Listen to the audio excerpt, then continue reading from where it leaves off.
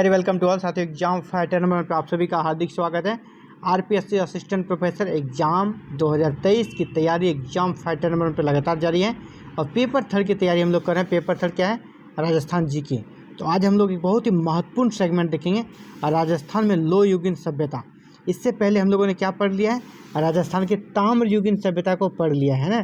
ताम्र युगीन सभ्यता में जितनी छोटी बड़ी सभ्यता थी सबको हमने पढ़ लिया है और उससे रिलेटेड 3 वीडियो बनी है। ताम्र युगीन सभ्यता डिटेल में पढ़ाया गया है और उससे रिलेटेड 3 वीडियो हमारे प्लेलिस्ट में अवेलेबल है। आप अगर टाइप करेंगे हमारे प्लेलिस्ट में जाकर आरपीएससी असिस्टेंट प्रोफेसर एग्जाम 2023 तो आपको दिख जाएगा कितने क्लासेस हो चुके हैं। वहाँ पे ताम्र युगीन सभ्यता का क्लास हो चुका है। अब हम लोग लो युगीन सभ्यता में प्रवेश कर चुके हैं, आयरन सिविलाइजेशन इन राजस्थान। और हमारा टारगेट क्या है? टारगेट 45 प्लस हमें सही करना है। और अभी आपको क्लासेस में क्या मिलते हैं? मैक्सिमम फैक्ट्स और बिल्कुल क्लियर कॉन्सेप्ट भी दिया जाता है और फैक्ट भी दिया जाता है। चलिए स्टार्ट करते हैं आज की क्लासेस को। लो युगीन सभ्यता। तो सबसे पहला जोधपुरा सभ्यता। कौन सा है? जोधपुरा। आपको पता है जोधपुरा कहाँ है? राजस्थान में है जोधपुर। तो यह स्थान कौन सा हो गया? जयपुर जिले में। सबसे पहला स्थान पूछ दिया जाएगा। जोधपुरा सभ्यता जो लो युगीन सभ्यता रही है राजस्थान की, वह कहाँ पर वर्तमान में किस क्षेत्र में विकसित हुई थी? तो जयपुर जिले में। जयपुर जिले में कोटपुतली कह सकते हैं प्रखंड में। और वहाँ कोटपुतली प्रखंड में कहाँ? जोधापुरा में। और किस नदी के किनारे? साबी नदी की। याद रखिएगा, साबी नदी के किनारे जोधपुरा सभ्यता कहाँ विकसित हुई थी? साबी नदी के किनारे। तो जयपुर जिला, कोटपुतली प्रखंड और जोधपुरा स्थान पर साबी नदी के किनारे जोधपुरा सभ्यता विकसित हुई थी।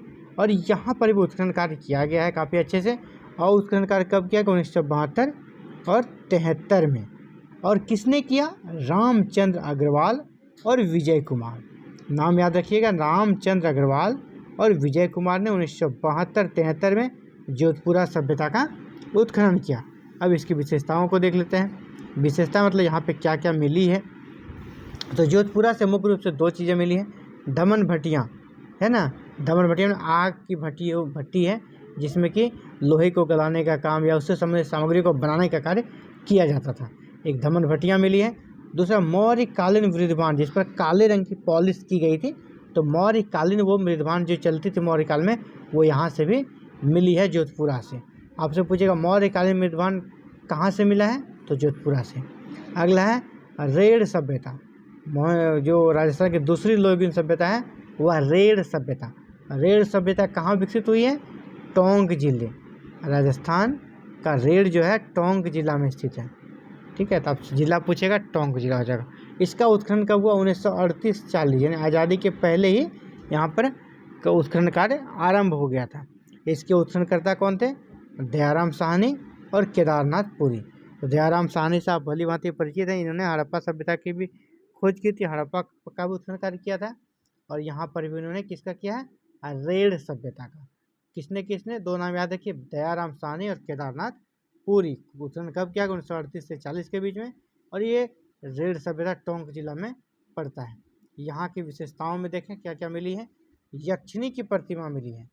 यक्ष और यक्षिणी जो होता है, यहाँ पे यक्षिणी की प्रतिमा मिली है। यहाँ से लोहे का विशाल भंडार मिला है, इसीलिए इसको प्राचीन भारत का टाटा नगर कहा जाता है। आपसे पूछा जाएगा प्राचीन भारत का टाटा नगर किस सभ्यता को कहा जाता है? तो रेड़ सभ्यता को। चांदी के सिक्के मिले हैं यहाँ से। किसके सिक्के? चांदी के। और शीशे की मुद्रा। चांदी के सिक्के और शीशे की मुद्रा मिली। इसके अलावा 375 पंचमार्क सिक्के मिले हैं। तो इसकी विशेषताओं में देख लीजिए। पहला यक्षिणी की प्रतिमा, लो भंडार मिले हैं इसलिए इसको प्राचीन भारत का टाटा नगर कहा जाता है। चांदी के सिक्के, शीशे की मुद्रा और 3075 पंचमार्क सिक्के मिले हैं। ये हो गई इनकी विशेषताएं। अगला सभ्यता बेराट सभ्यता। बेराट सभ्यता यह स्थान कहाँ हो गया? स्थान हो गया जयपुर जिला में भी। ये भी है जयपुर जिला शाहपुरा उपखंड। जयपुर जिला शाहपुरा उपखंड। और ये वानगंगा नदी के किनारे। बेराट सभ्यता किस नदी के किनारे विकसित हुई थी? तो ये वानगंगा नदी के किनारे बेराट सभ्यता विकसित। याद रखिएगा, बहुत से बेराट और बहुत से बाणगंगा नदी। ये कहाँ है? जयपुर जिला शाहपुरा उपखंड। अब इसका उत्खनन किसने किया, कब किया? तो उत्खनन 1837 में ही हो गया था।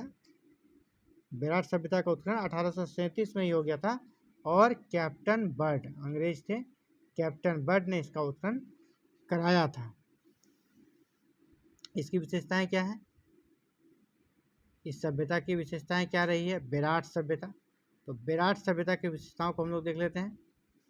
तो यह पाषाणकालीन चित्रयुक्त जलाशय, यहाँ से जो हमारा पूरा पाषाण काल है उस समय लोग कहाँ रहते थे? गुफाओं में रहते थे।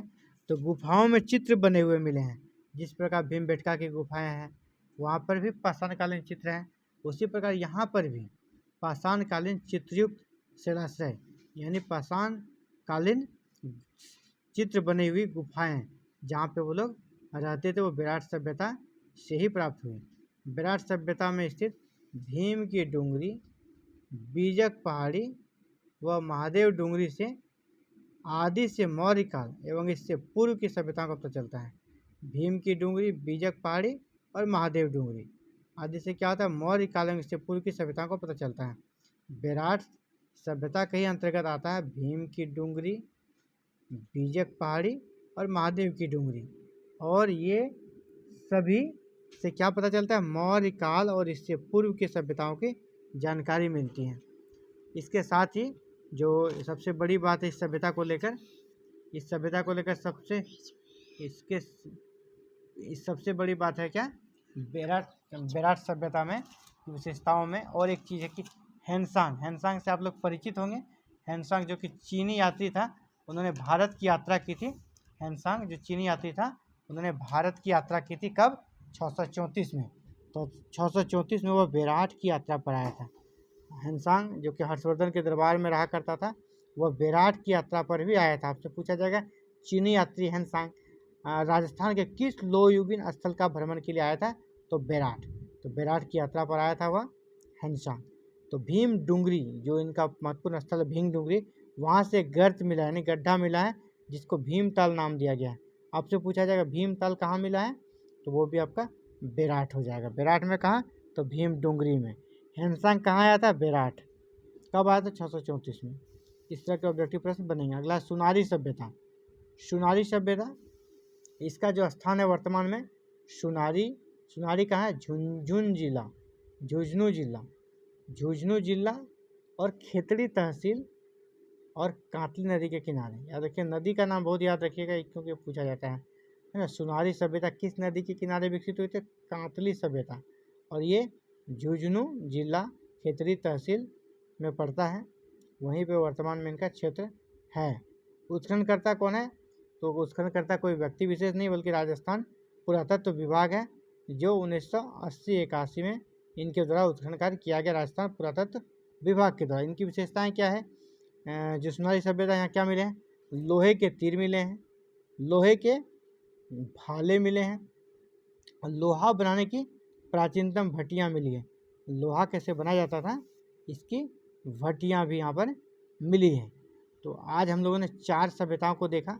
अगले क्लास में फिर नेक्स्ट 4 लोहयुगीन सभ्यताओं को देखेंगे और धीरे धीरे इसको भी कंप्लीट कर देंगे और फिर एक नई क्लास में प्रवेश करेंगे टेस्ट के बाद। Thank you very very much for watching this video और कनेक्टिंग द एग्जाम फैक्टर। आपने भी अगर आरपीएससी असिस्टेंट प्रोफेसर का फॉर्म भरा है तो आप भी चाहते हैं पूरा डिटेल्स में पढ़ना, समझिए, तैयारी करना पेपर थर्ड की, तो हमारे साथ जुड़ सकते हैं। बिल्कुल फ्री में आप पेपर थर्ड के सभी यूनिट की तैयारी करें, पूरे सिलेबस की तैयारी करें, बिल्कुल free, detail, concept, everything. Thank you, धन्यवाद। अगर चैनल पर नए, चैनल को सब्सक्राइब कर लें, बेल आइकन को प्रेस करें, ऑल बटन को क्लिक करें ताकि और भी इस प्रकार के वीडियो आपको मिल सके, इसकी नोटिफिकेशन आपको मिल सके और हम लोग मोटिवेट भी हो सके इस प्रकार के वीडियो को बनाने के लिए। थैंक यू, धन्यवाद।